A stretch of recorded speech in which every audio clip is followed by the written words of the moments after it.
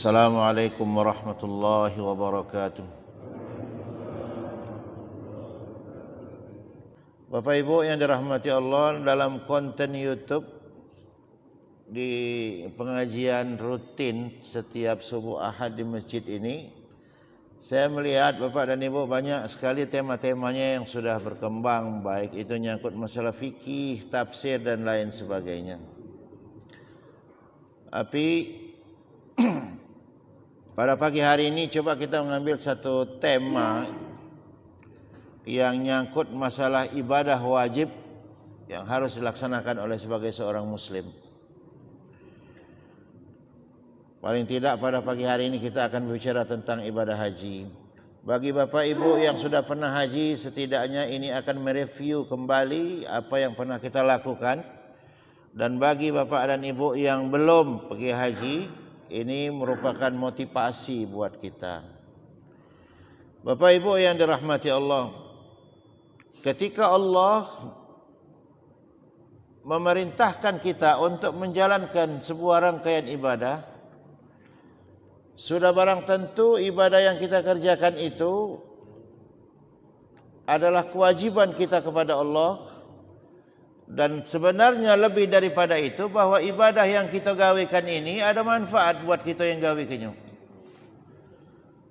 Allah tidak merasa kecil kalau kita tidak puasa. Allah tidak menjadi hina kalau kita tidak membayar zakat. Allah tidak menjadi kecil kalau kita tidak menjalankan ibadah-ibadah lain. Yang rugi siapa kalau kita tidak beribadah? Kita sendiri. Kenapa? Karena kita tidak mampu mendapatkan manfaat demi manfaat yang Allah sediakan di balik semua rangkaian ibadah yang kita gawekan itu. Kita teringat Bapak dan Ibu yang dirahmati Allah akan sebuah undangan haji itu. Ada sebuah dialek antara Nabi Allah Ibrahim alaihissalam dengan Allah Subhanahu wa taala. Wa'adzin fin nasi bil hajji ya'tuka rijalan wa 'ala kulli dhamirin ya'tina min kulli fajjin 'amiq. Wa'adzin, ada sebuah perintah Allah di situ. Perintah Allah kepada Nabi Allah Ibrahim. Ibrahim, kata Allah, sampaikan seruanku ini kepada seluruh umat manusia yang tersebar di muka bumi ini. Untuk apa? Untuk menunaikan ibadah haji, kata Allah. Ya'tuka rijalan wa 'ala kulli dhamirin ya'tina min kulli fajjin 'amiq. Niscaya, kata Allah, manusia itu akan berbondong-bondong untuk pergi menunaikan ibadah haji itu. Tapi Bapak Ibu yang dirahmati Allah, Nabi Ibrahim sempat bertanya-tanya, ya Rabb, mak mana ni anakku pacak nyampaikan seruanmu ini kepada umat manusia yang tersebar di muka bumi ini? Wajar Pak Nabi Ibrahim nak bertanya model itu tak? Zaman dulu HP kati, telefon tak kati, internet tak kati, koran tak kati. Tapi di tengah kebingungan itu Allah tegaskan, Ibrahim, kata Allah, tugasmu cuman menyerukan. Adapun untuk menyampaikan ke dalam hati setiap manusia itu urusan aku, kata Allah Subhanahu wa taala. Oleh karena itu Bapak dan Ibu, berbahagialah kita yang sudah mendapatkan kesempatan dari Allah untuk dapat berjumpa dengan Baitullah. Aku waktu masih sekolah dulu Pak, ada Ustaz Abdul Hadi, orang Yaman. Beliau pernah ngomong sama aku, Pak, Peter, katanya, sesusah-susah hidupnya orang yang pernah berjumpa dengan Baitullah, tidak akan sesusah hidup orang yang tidak pernah berjumpa dengan Baitullah. Sesulit-sulitnya hidup wong yang pernah terlihat dengan Baitullah tidak akan sesulit hidup wong yang tak pernah bertemu dengan Baitullah. Oleh karena itu Bapak dan Ibu, di pagi hari ini kita saling mengingatkan, kalau sudah dapat nikmat dari Allah, ini bagi yang belum, ya. Sebenarnya Pak, haji umroh ini kalau yang belum dia sekedar kepengen. Tapi kalau kita yang sudah balik ini Pak, bukan lagi kepengen, rindu. Jadi kalau ada anggapan orang, oh Allah Ustaz pergi haji sekali baik, umroh sekali baik. Wong yang model itu Pak, dia ketika beribadat tidak pernah mendapatkan kelezatan iman, kelezatan ibadah ketika berada di hadapan Ka'bah. Kalau wong yang mendapatkan kelezatan ketika dia berada di hadapan Ka'bah, kelezatan ibadah ketika berada di hadapan Ka'bah, rindu hatinya nih Pak. Beda wong rindu dengan kepengen. Ya Pak ya. Kalau kepengen itu sekedar di tataran lidah, tapi kalau rindu ini masuk ke hati, Pak.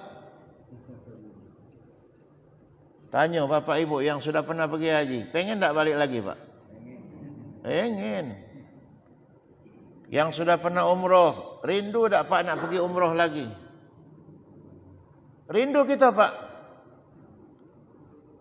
Tapi kalau kita tanya, susah tak pergi haji itu? Saro tak pergi haji itu? Kalau ngomong idak tu di sini Pak, ngomong idak di sana berotok kamu tu. Aku tiap tahun bawa orang pergi haji, jadi tahu kok. Susah Pak pergi haji itu Pak. Susah pikiran, susah kantong, habis kan? Habis waktu. Tapi coba di balik kesusahan itu tanyakan kepada orang yang sudah pergi haji. Nyesel tak kamu pergi haji? Tidak kan Pak? Bahkan ada ungkapan dalam hati mereka tu, ya Rob, aman pacak sebelum kau cabut nyawa aku ini, ya Allah, temukan aku lagi dengan Baitullah. Itu kan yang kita minta Pak. Kadang-kadang Pak pergi haji ni nyai-nyai lah tua dewean. Ayo berangkat dewean nyai-nyai itu Pak, umur 66 tahun, 70 tahun, 80 tahun.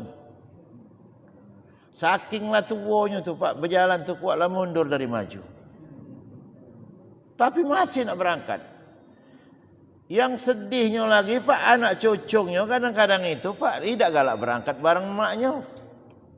Padahal anak cucung itu ada porsi, ada nomor urut.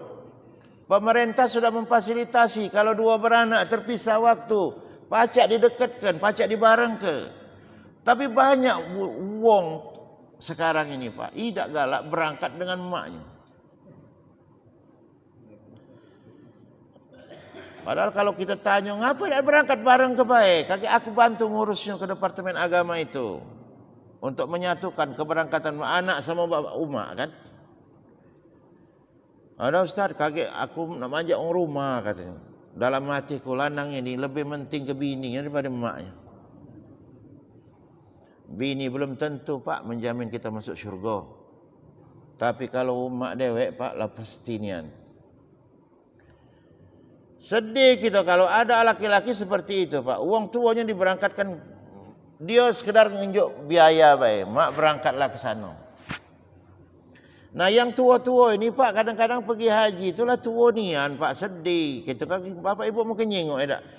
Aku yang muda ini ngukur dengan kaki ku ni dewek Pak berjalan itu susah. Becak kati di situ ya tak? Bentor kati, ojek kati. Yang biar duit kita banyak Pak, ada baca nak nolong kita di situ. Sebab apa? Memang jalan itu tutup galau. Nah yang tua-tua berangkat haji dewek ini Pak, subhanallah. Kadang-kadang itu beban mereka itu bukan beban ibadah baik Pak, beban pesanan anak cucu. Nyai kalau berangkat kakek, nyai jangan lupa beli aku baju gamis. Nyai kalau berangkat kakek jangan lupa beli aku sal warna hijau. Banyak pesanan Pak. Si Nyai ni Pak, kalau belum ketemu barang titipan pesanan anak itu tadi belum tenang Pak. Yang di Kubek ni kami pembimbing inilah. Tolong nak Haji belikan aku baju gamis untuk cucungku. Tolong nak Haji belikan aku sal hijau untuk cucung. Terjadi apa Pak di balik itu semua? Habis waktu Nyai itu cuma mikirkan oleh-oleh tadi. Nitip ini, nitip itu, banyak titipan. Nitip duit tidak. Iya, kan kalau kita pergi haji ni Pak, kadang-kadang stres mikirkan titipan manusia ni kan. Tat, kakek kalau berangkat Tat, jangan lupa nitip ini. Taruh kelaman sekali. Tiap kali nak berangkat nitip terus, nitip duit tidak. Oh hidup ini kalau tak baca nyenang ke wong, jangan nyusah ke wong jadilah. Ya Pak ya. Hidup ini kalau tak baca nyenang ke wong, jangan nyusah ke wong jadilah. Inilah nyenang ke wong tak baca, nyusah ke wong lagi ada. Oleh karena itu kalau jadi kebiasaan Pak, kalau wong pergi haji, pergi umroh, jangan dititipi dengan materi-materi ini. Titip dua macam baik.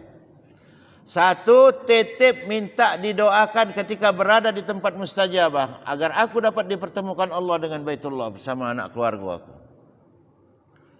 Yang kedua, ketika berada di hadapan makam Rasulullah, sampaikan salam kami kepada baginda Rasulullah. Dua ikut itu Pak.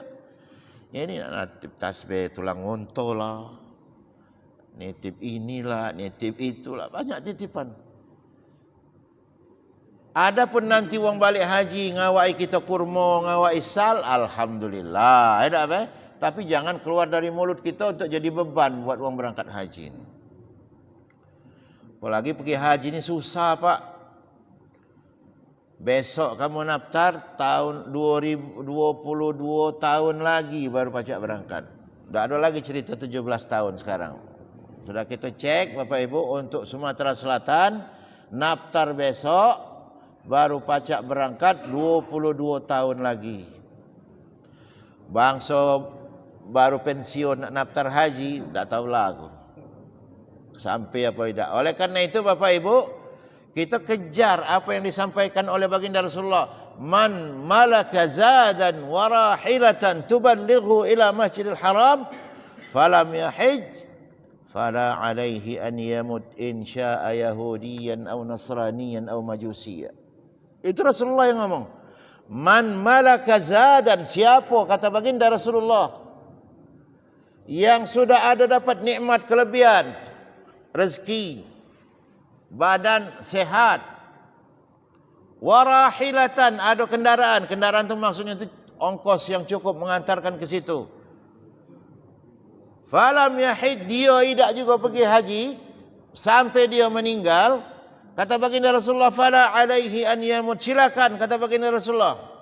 Wong yang sudah dapat nikmat seperti itu, tidak juga pergi haji, kalau dia mati kaget silakan pilih. Mati dalam keadaan Yahudi, mati dalam keadaan Nasrani, atau mati dalam keadaan Majusi. Keras itu Pak. Lah Ustaz, kalau 22 tahun lagi baru nak berangkat, mana umur aku lah 60 tahun. Pokoknya Pak, kita berdoa dan kita berusaha. Berdoa kita meminta kepada Allah, ya Rabb, jangan kau cabut nyawaku sebelum kau pertemukan aku dengan Baitullah. Sudah itu ditambahi dengan usaha, buka tabungan haji Pak. Ya Ustaz, mana pula nak buka tabungan haji, anak kuliah galau. Alasan itu Pak. Alasan klasik buat manusia itu itulah. Kalau ditanya ngapa kau belum pergi haji, kau yang muda Pak sekarang. Ditanya ngapa belum berangkat haji, kaget Ustaz. Nunggu ini dulu, nyelesai ke kuliah dulu. Kuliah sudah selesai, kita tahu ngapa belum juga berangkat pergi haji, kaget Ustaz, nama bini dulu. Jidio tadi haji. Sudah berbini kita tanya, duit masih ada dikaruniakan Allah sama kau, ngapa juga belum berangkat? Kaget Ustaz, nunggu anak lahir dulu. Anak sudah lahir, ngapa juga belum pergi haji? Kaget Ustaz, nak masak ke budak dulu. Coba Pak bayangkan pertanyaan itu ada dalam diri kita. Budaklah besar kalau kita tanya ngapa juga belum pergi haji, kagetan nak ngawin ke budak dulu. Budak sudah dikawinkan cocong lahir pula, aku cocong lahir kau mati. Iya, yang seperti itu Pak, mati dalam keadaan Yahudi, mati dalam keadaan Majusi, atau mati dalam keadaan kafir. Sebab Allah itu Pak, tidak perlu minta balas banyak-banyak dengan kita tu. Dia minta ketulusan niat kita baik. Ada tak dalam hati kita ketika Allah memberikan nikmat kepada kita, kita keluarkan untuk Allah juga. Ada orang ni Pak nak nunggu tua dan baru nak daftar haji. Itulah tadi. Padahal dari muda sudah ada nikmat dari Allah. Kita lihat Pak, kalau saudara-saudara kita dari mana?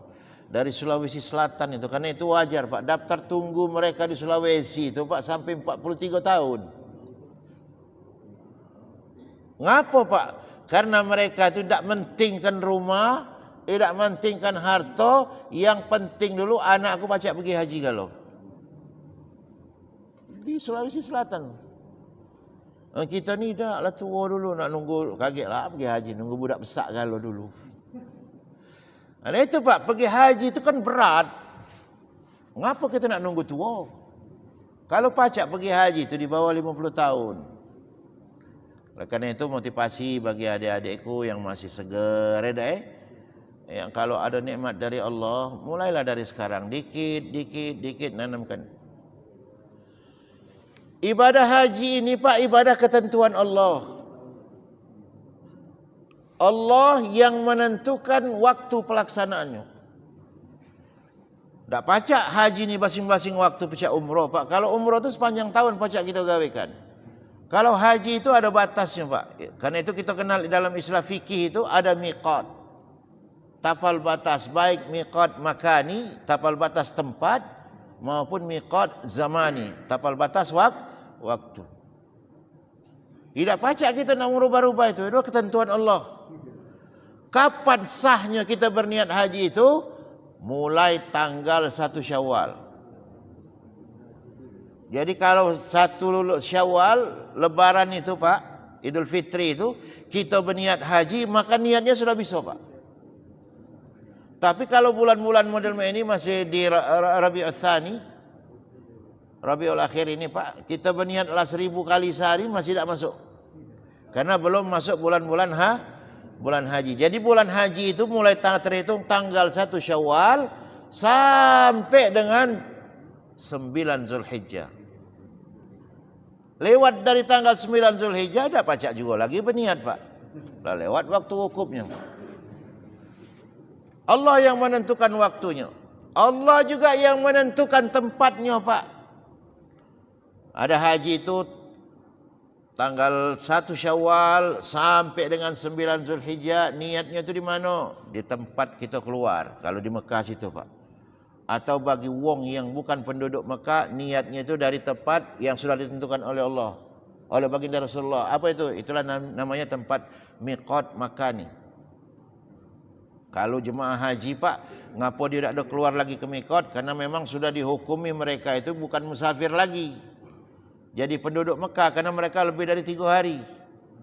Oleh karena itu ini juga kita pakai Pak dalam solat kita. Kalau kita perjalanan kita itu lebih dari 85 kilo, maka kita sudah mendapatkan rukhsah dari Allah untuk melakukan jamak dan qasar.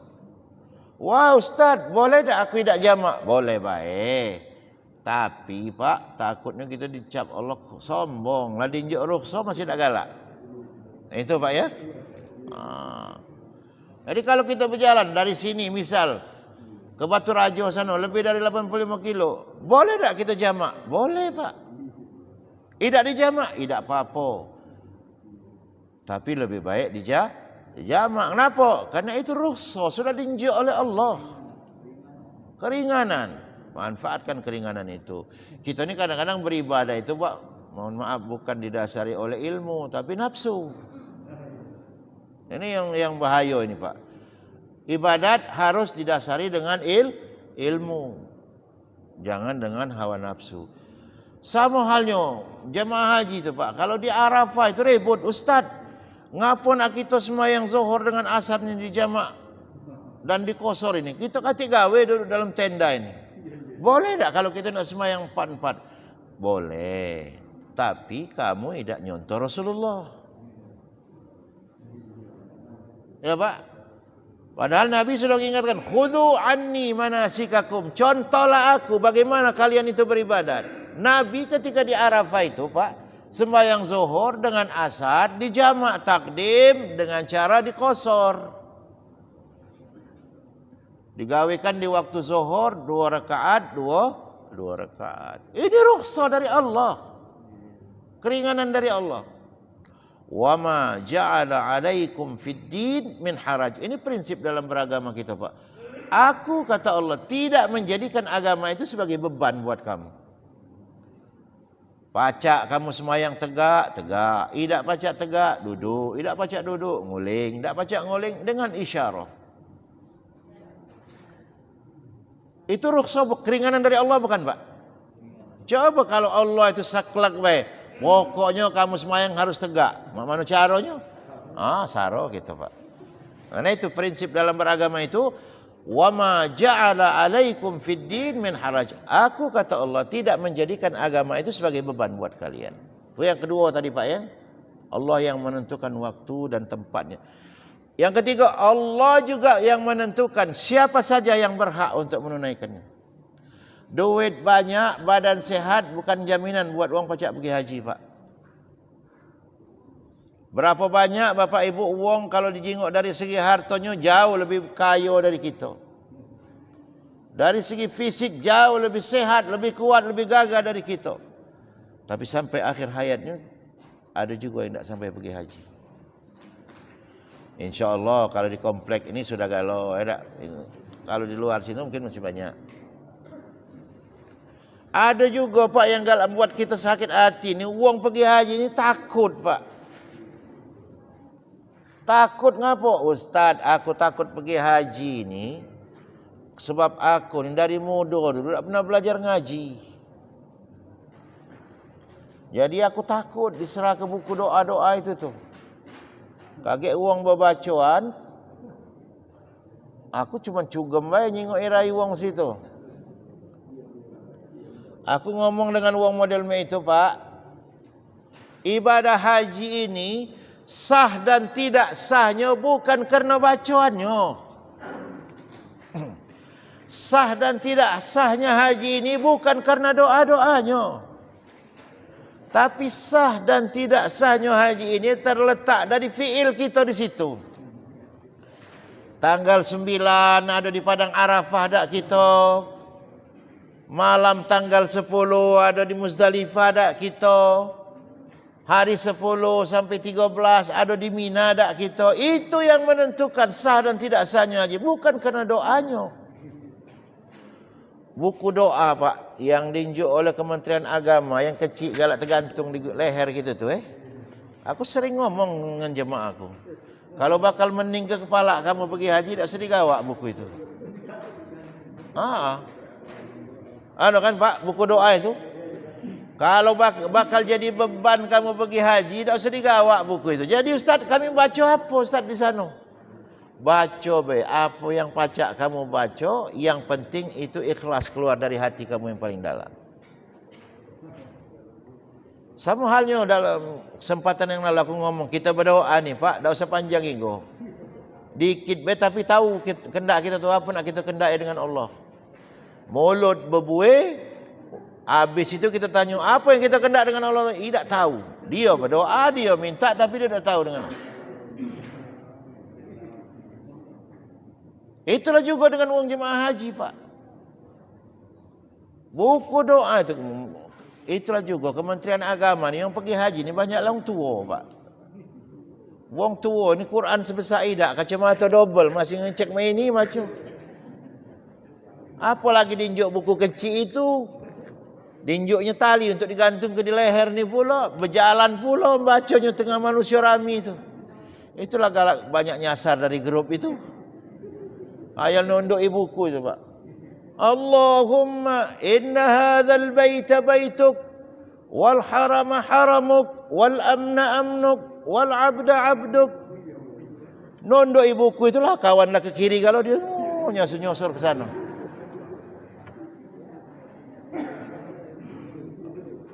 Nyasar dari rombongan, Pak. Kita lah ketemu, marah pula, Ustaz ninggal ke kami katanya. Ya, jaku bu, yang ninggal ke tuang di depan apa yang belakang jaku. Yang nyasar itu yang depan apa yang belakang jaku. Kalau yang nyasar yang belakang, taruhlah aku yang ninggal ke kamu. Ini kamu ninggal ke aku jaku. Aku baca buku oleh karena itu bu, manusia rami model ini, buku itu gantung ke di leher kamu. Jadi baca apa? Baca baik apa yang baca kamu baca. Bayangkan Pak, dalam putaran tawaf itu yang dianjurkan oleh baginda Rasulullah itu cuma apa? Subhanallah, walhamdulillah, wala ilaha illallah, wallahu akbar, wala haula, wala quwata illa billahil aliyil azim. Selebihnya apa Pak? Doa yang digabung-gabungkan oleh yang ngarang buku doa itu. Supaya memudahkan kita, mudah ngitung ini putaran ke-1, putaran kedua, putaran ke-7. Yang ngarang buku itu ngarap. Jadi sesuai dengan pintaan dia. Kita dari Jakabaring ini mungkin beda pintaan kita ada. Mintalah dengan Allah itu sesuai dengan permintaan kita. Oleh karena itu Pak, ada jemaah ini Pak Haji Gani, Pak Haji Helmi, Pak Haji Helmi pernah melok aku juga dulu. Itu ketika menunaikan ibadah, aku membimbing jemaah tawaf itu, yang kuajak itu baca subhanallah sesuai anjuran baginda Rasulullah. Dan di samping itu kita meminta dengan Allah itu, ya Rabb ampunilah dosa-dosaku. Ya Rabb ampunilah dosa kedua orang tuaku. Ya Rabb jadikanlah anak-anakku anak-anak yang soleh. Ya Rabb hindarkan diriku dan keluargaku dari segala macam fitnah kehidupan dan derita kematian. Terima kasih. Ketika kita meminta kepada Allah, lebih-lebih lagi di depan Ka'bah, dan kita tahu apa yang kita kendak dengan Allah, Pak, banyak mata ini bercucuran, Pak. Bercucuran. Kenapa kita berharapnya nih, ya Allah, jangan tak kau kabulkan apa yang aku pinta ini. Tapi kalau cuma berbacaan di buku, Pak, itu cuma dalam tataran mulut kita baik. Allahumma inna hadzal baita baituk wal harama haramuk wal abda abduk wa ana abduk wa ibnu abdik. Mulut kamu baik, berdebak, berdebuk, berdebik itu. Yang seperti itu, Pak, kalau dia lagi tawaf, kakinya tersepak wong di belakang, mulai dari, oi kau. Wah. Kenapa? Karena dia saat itu hatinya tidak hadir, Pak. Kalau badannya terjulak oleh wong dikit, oi kau ini. Oleh karena itu tidak jarang, Pak, depan Ka'bah lagi putaran tawaf ada yang saling gebuk kan? Gara-gara itu tadi, hatinya tidak hadir di situ. Tapi bagi yang tawaf, Bapak dan Ibu, baca subhanallah dan dia minta dalam putaran tawaf itu, Pak, dengan permintaan dia yang dia tahu. Karena putaran tawaf itu adalah tempat-tempat mustajabah dalam berdoa. Minta di situ, Pak, ketika dia hadir hatinya di situ, dia tahu apa yang dia kena dengan Allah, air matanya bercucuran, ketika kakinya disandung oleh kaki orang lain, dia balikkan ke pucuk. Mungkin ini salah satu cara Allah nak menghapuskan dosa-dosa. Aman tak Pak yang model itu? Ya Pak ya? Ketika badannya terjulak oleh wong dari belakang, dia balikkan. Mungkin ini salah satu cara Allah nak menghapuskan dosa kesalahan aku. Ditendang wong dari belakang tu dia senang Pak. Kenapa? Dia balikkan sama Allah karena dia tahu itu salah satu cara Allah nak menghapuskan dosa aku. Tapi kalau orang yang tak hadir hatinya, Pak, mulai itu tadi malas dia. Kau tahu tak dari Palembang aku ini. Wah. Oleh karena itu, Pak, kita kadang-kadang tuh nyingok dalam putaran tawaf itu, uang tawaf itu, Pak. No, dia jalan sendiri, Pak.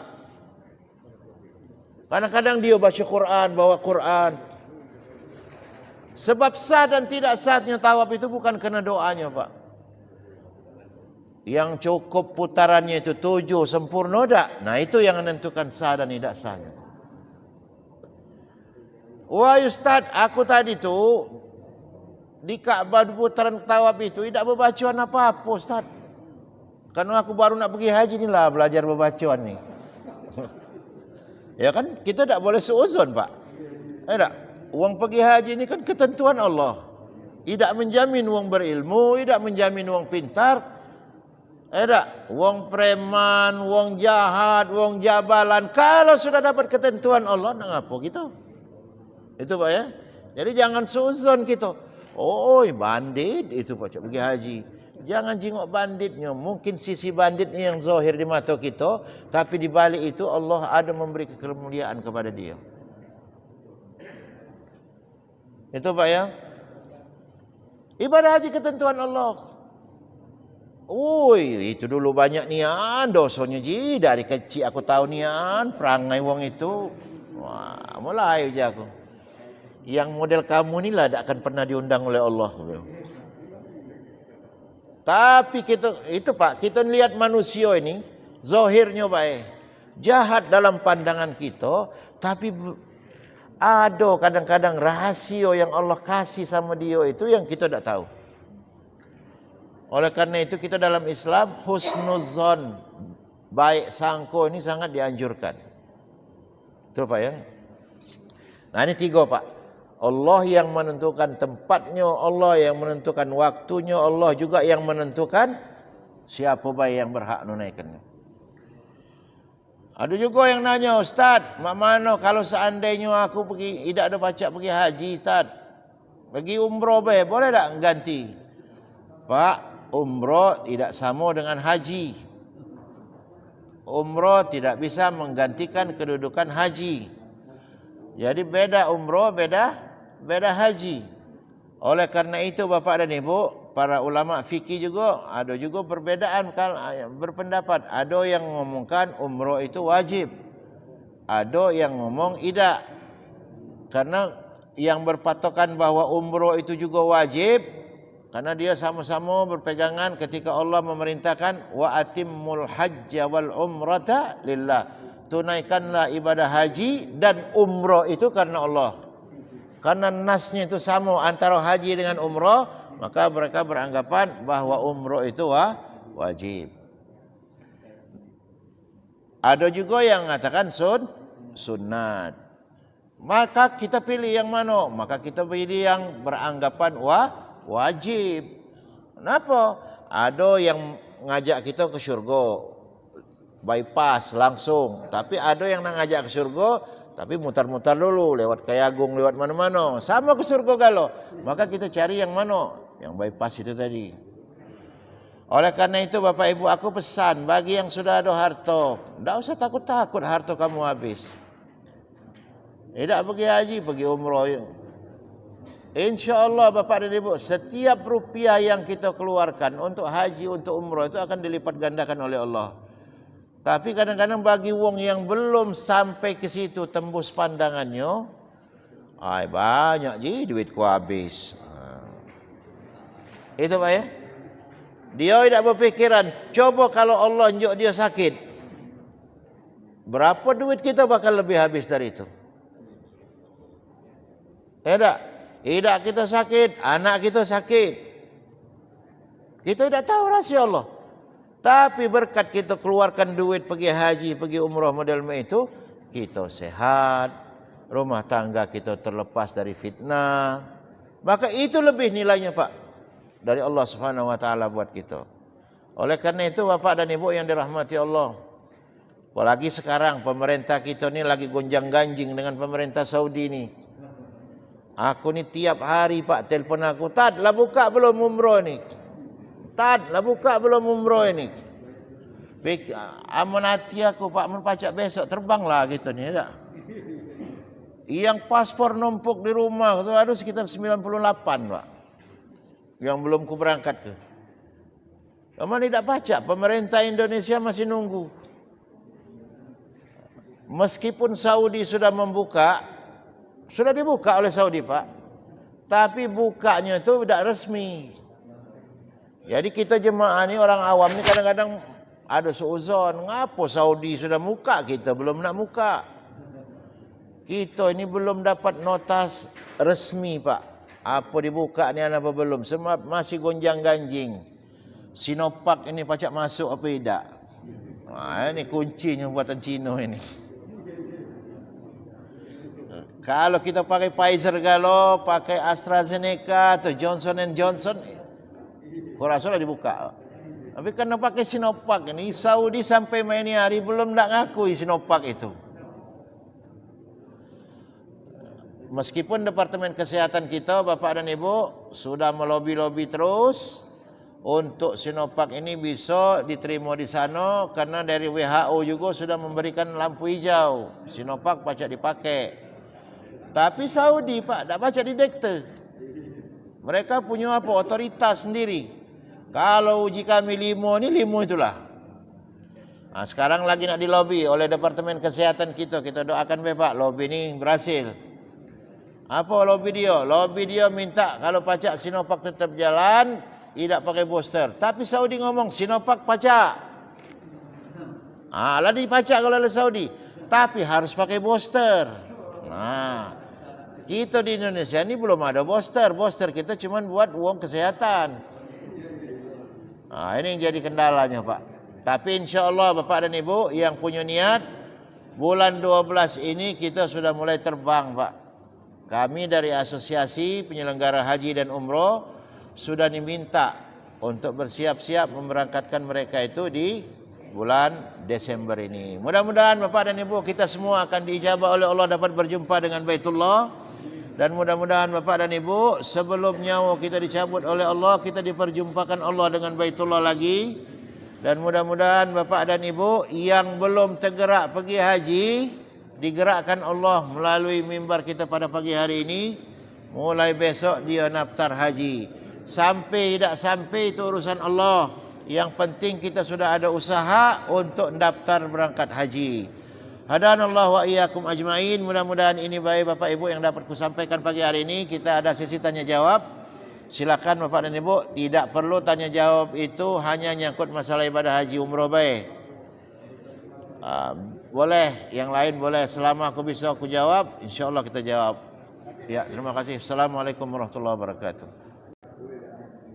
Assalamualaikum warahmatullahi wabarakatuh. Sebelumnya saya minta maaf karena pertanyaan saya di luar tema. Ya Pak. Sebagaimana kita ketahui bersama bahwasanya Rasulullah Shallallahu Alaihi Wasallam tiap harinya membaca istighfar tidak kurang dari 100. Pertanyaan saya yang pertama, apakah istighfar yang kita baca tiap hari, tiap saat itu sama dengan yang dibaca oleh Rasulullah? Yang pertama. Yang kedua kali, seandainya saya membaca atau mengamalkan istighfar tiap harinya tidak kurang dari 500, apakah tidak menjadikan saya di luar pengikut Rasulullah Shallallahu Alaihi Wasallam? Itu saja. Terima kasih. Assalamualaikum warahmatullahi wabarakatuh. Ya, baiklah Pak. Memang kalau lah tua-tua ni Pak, rata-rata nak bertanya tentang istighfar. Ya. Jadi istighfar ini Pak, kalau bahasa kita, Pak, bahasa Indonesia, istighfar itu adalah ungkapan minta maaf, minta ampun. Jadi apakah ada teks khusus yang dibacakan oleh baginda Rasulullah? Tidak hati Pak, itulah astaghfirullahalazim alladzi la ilaha illa huwal hayyul qayyum wa atubu ilaih. Itu yang dianjurkan oleh baginda Rasulullah, yang dicontohkan oleh baginda Rasulullah. Boleh tak aku istighfar yang lain? Boleh. Astaghfirullah min kulli dzambin azim. Yang penting kita tahu apa yang nak kita minta. Astaghfirullah alladzi la ilaha astaghfirullahal azim alladzi la ilaha illa huwal hayyul qayyum wa atubu ilaih. Aku ya Allah, aku bermohon ampunanmu ya Allah, karena engkau Tuhan yang tidak ada sekutu bagimu. Ada juga astaghfirullah min qaulin bila amalin. Ya, aku bermohon ampun ya Allah dari ungkapan dan yang tidak diikuti oleh perbuatan. Jadi banyak Pak bentuknya tu Pak. Yang mana pun nak kita pakai boleh. Yang penting istighfar kita itu kita bermohon ampunan kepada Allah. Tuh. Sekarang masalah bilangan. Kalau yang dianjurkan oleh baginda Rasulullah itu 100 kali. Kalau aku membaca 500 kali, apakah aku bukan pengikut Rasulullah? Yang bukan pengikut Rasulullah itu Pak, yang tidak beristighfar. Kalau dia beristighfar, nak 10.000 kali, nak 500.000 kali, nak sekali jadi. Itu Pak ya.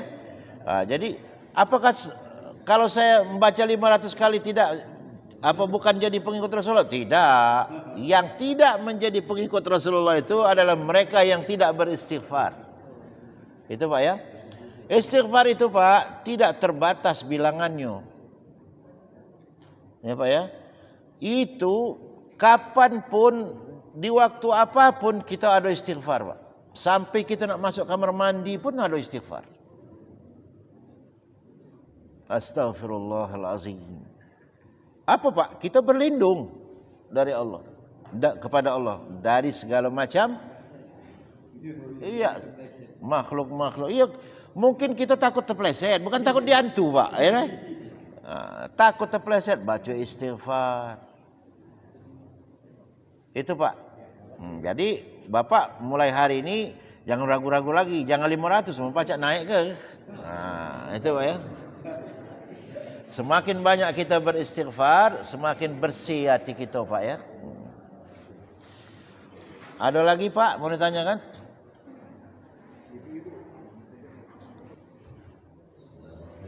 Assalamualaikum warahmatullahi wabarakatuh. Waalaikumsalam warahmatullahi wabarakatuh. Jadi sebaiknya haji ini kan dilakukan oleh kudo Ustaz.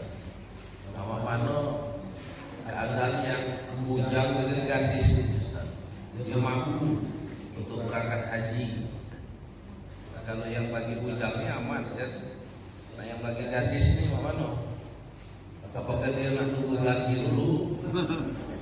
Atau akan disediakan ke mahramnya oleh pemerintah atau mana, atau bisa dijadikan satu karena sesuai kemampuan dia kan. Kita di sini banyak duit. Ya. Nah yang kena jadwal haji, kena berangkat haji. Begitu tiba waktunya, nama mahram akan main itu. Terima kasih Ustaz. Assalamualaikum warahmatullahi wabarakatuh. Ini nyangkut masalah mahram Pak ya. Masalah pendamping. Kalau lanang itu jangankan dia bujang, masih kecil bagi pacak dia pergi karena lanang tak perlu bermahram kalau dia sudah balik. Tapi kalau betina ini dia harus bermahram. Oleh karena itu Bapak dan Ibu yang dirahmati Allah, mahram perempuan itu harus dari zawin nasab, dari garis turunan. Yang haram nikah buat dia bapaknya, kakaknya, mamang dari bapaknya, itu jadi mahram. Mana dengan betina yang berangkat itu tidak kata mahram, maka mahramnya itu sudah disepakati oleh para ulama balik kepada pemerintah. Jadi yang bermahram itu siapa?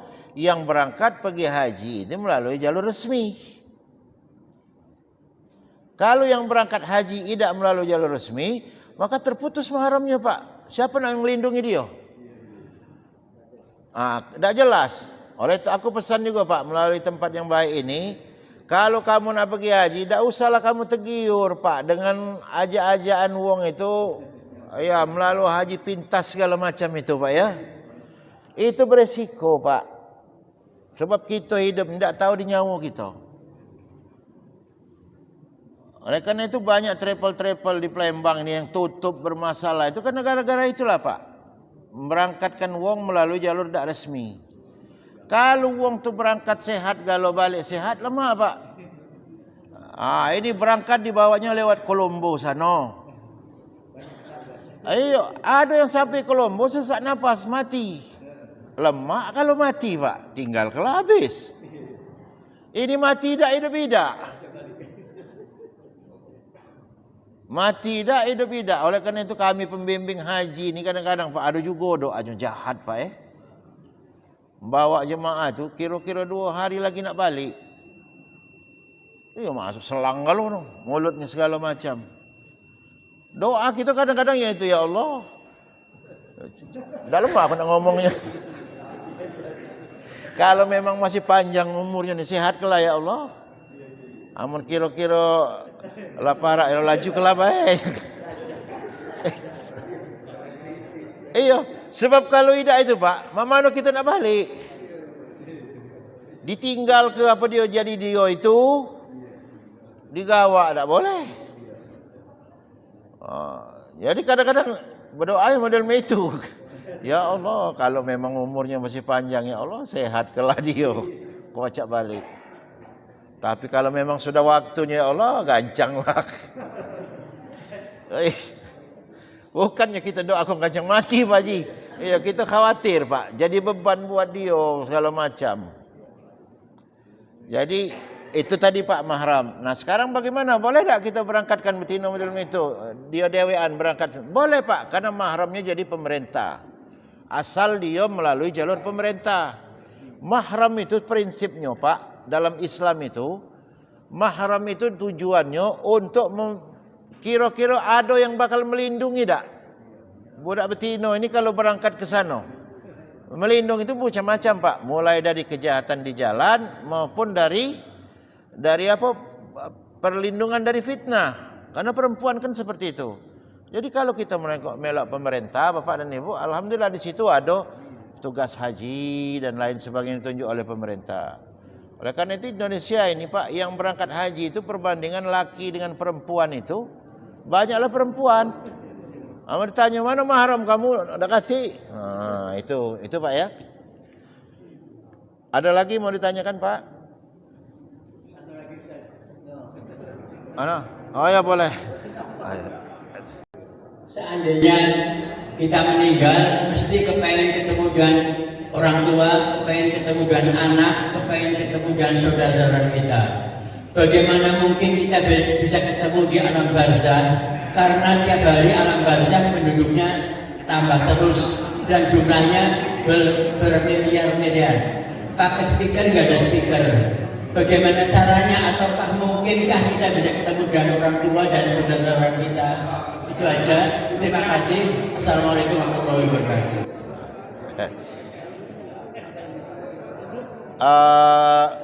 Jadi Pak, Bapak tadi nanya mungkin tak katik speaker ya tak?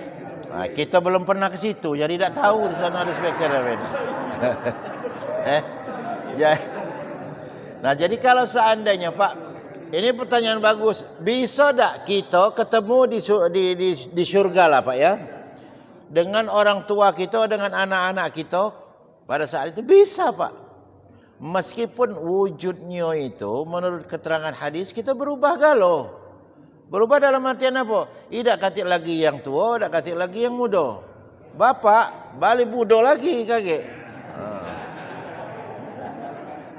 Mohon maaf itu Pak. Mungkin Bapak itu bertanya seperti itu. Mungkin kecintaan Bapak dengan istri itu luar biasa Pak ya.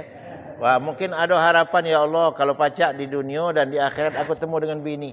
Kalau lah dinjau Allah bidadari kakek lupa dengan bibi ini.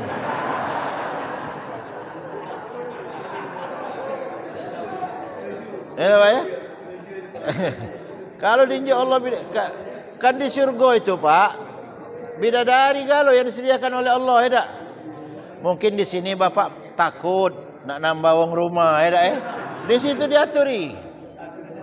Oleh karena itu Pak, kita kejar surga itu mak mano supaya kita baca nambah bini lagi di sana kaki. Di dunia jangan, di sana tak apa-apa. Ya tak Pak ya? Bidadari. Tapi insya Allah walaupun istri saya nggak baik, tapi saya kepengen ketemu istri saya bukan.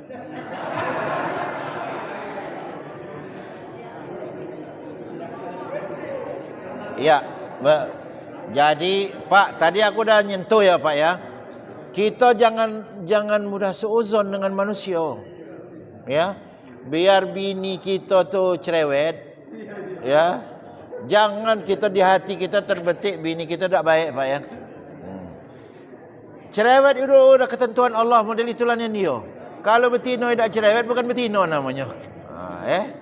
Jadi Bapak harus terima itu, dan kita juga Pak tidak boleh membongkar aib bini kita. Sejelek-jeleknya bini kita, itulah bini kita. Jangan kita ceritakan aib bini kita di hadapan keluarga kita. Itu Pak ya. Apalagi nyangkut urusan dalam kamar. Iya. Itulah bini kita. Bentuknya model macam itulah, rasanya model macam itulah. Cukup kita dewek yang nyingok bentuknya, cukup kita dewek yang tahu rasanya, tak usah ceritakan dengan orang lain. Ya dah Pak Ji. Iya. Itu Bang. Jadi mulai hari ini insya Allah baik-baik dengan bini. Kalaupun istri sudah meninggal, kita doakan. Ini Pak, aku juga kena nyangkut masalah haji ni juga. Kalau orang tua kamu sudah meninggal, itu kadang-kadang di dusun tu orang tua ni kalau sudah meninggal tu ninggalkan harta Pak. Anak-anak belum apa-apa lah berbagi waris. Ya kan? Untuk si lanang sekian, untuk tino sekian. Kamu lupa bahawa bapak kamu dulu punya utang dengan Allah. Bayarkan dulu utang dia ni dengan Allah itu, baru kita bagi waris. Apa utangnya? Mungkin dia punya nazar. Keluarkan nazar dia. Oi bapak aku dulu kepengen nak ngenjuk anak yatim, sedekah kambing dengan anak yatim. Keluarkan dulu Pak dari duit waris ini Pak. Oi bapak aku dulu sampai meninggal belum pergi haji. Keluarkan duitnya Pak untuk menjadi memberangkatkan dia pergi haji, dibadalkan haji seperti itu. Setelah selesai utang dengan Allah itu, baru kita tunjuk anak-anak itu. Itu ahli waris yang punya iman. Kalau yang tak beriman ini, bapak masih terjogok, warislah ditanyainya. Na'udzubillah min zalik itu. Tak? Bapaknya masih tercogok Pak, memanglah sakit-sakitan. Pak, njok tahulah galau di mana harta kamu. Ini anak durhaka je aku Pak. Bapak masih terkonjor Pak, belum mati. Pak, di mana-mana rumah kamu tu. Berapa yang tanah simpanan kamu? Tak boleh seperti itu Pak. Tidak pantas seorang anak untuk mempertanyakan warisnya ketika orang tuanya masih hidup. Waris itu baru dibicarakan kalau wong tuanya sudah meninggal.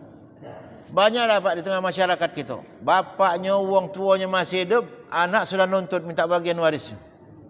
Ada kan? Aku ngomong yang seperti itu anak durhaka Pak. Anak yang punya iman adalah anak yang ketika orang tuanya hidup, dia tidak pernah menyebut ada waris, istilah waris dalam mulutnya. Biarnya di dewek gitu. Duit waris ni panas pula Pak. Jaku dah kalau tak pacak, tak benar ngawinnya, ngabis yang banyak. Jangan aso kamu menerima waris banyak-banyak. Duit waris ini kalau tidak benar kamu ngolahnya, maka duit kamu nian, yang carian kamu nian itu pacak tergeret hilang dengan waris itu. Itu Pak ya. Okey, ada lagi Pak? Bu? Habis? Habis. Kalau habis, saya fikir insya-Allah kita akan dimudahkan oleh Allah untuk berangkat ke Mekah. Bagi yang sudah pergi haji, dapat pergi lagi umrah di sana. Bagi yang belum pernah menunaikan ibadah haji, akan segera diundang oleh Allah untuk dapat berjumpa dengan Baitullah. Dan aku pribadi, Bapak dan Ibu, setiap memimpin jemaah, baik tawaf maupun ketika berada di Padang Arafah, yang keluar dari mulutku ini salah satu bentuk doanya, ya Allah, izinkanlah semua sanak saudaraku, jiran tetanggaku, karib kerabatku dan seluruh jemaahku untuk Engkau perkenankan berjumpa dengan Baitullah dan makam Rasulullah sallallahu alaihi wasallam. Mudah-mudahan itu semua akan dikabulkan oleh Allah. Kita akan terhindar dari fitnah yang dibilang oleh Rasulullah, mati dalam keadaan Yahudi, Nasrani dan Majusi. Mudah-mudahan Allah memberikan umur yang panjang buat kita untuk dapat berangkat menunaikan ibadah haji dan umrah. Hadanallahu wa iyyakum ajma'in. Assalamualaikum warahmatullahi wabarakatuh.